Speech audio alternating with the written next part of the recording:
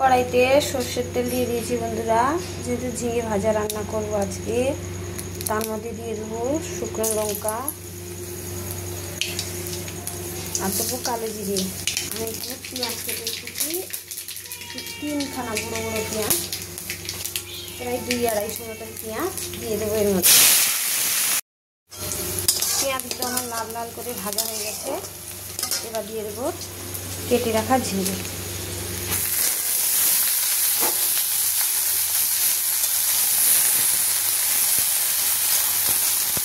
এখন নুন আর হলুদ দেবো না, তাহলে জল ছেড়ে যাবে। নুন দিলে নুনটা পরে দেবো, হলুদটা দিয়ে দেবো।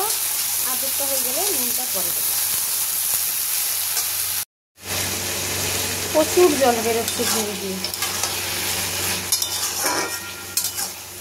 এবার এর মধ্যে দিয়ে দেবো আমি হলুদ।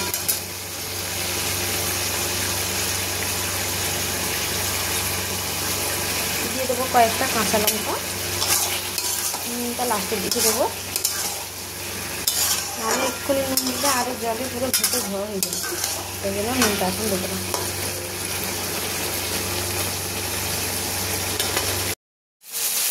এবার এতে দেবো পরিমাণ মতো নুন।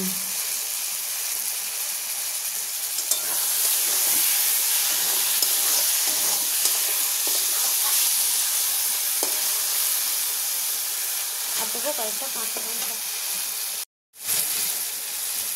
দিলাম কয়েকটা কাঁচা লঙ্কা।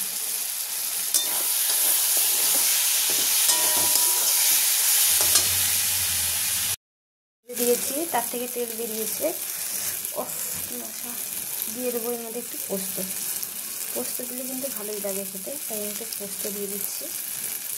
আর দেবো একটু চিনি, রুটি দিয়ে খাওয়ার জন্য একটু মিষ্টি মিষ্টি হলে ভালো লাগবে।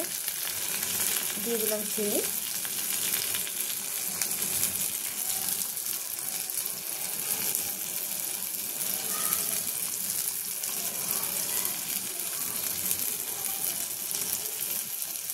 এটা আমি অল্প অল্প ছড়াচ্ছি বলে তাই বারবার হাতটা ঘোরাচ্ছি।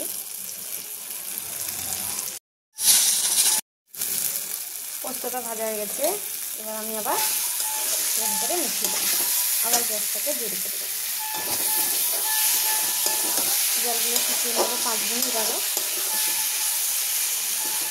প্রায় 2.5 কিলো ঝিঙে এইটুকুনি হলো আমার।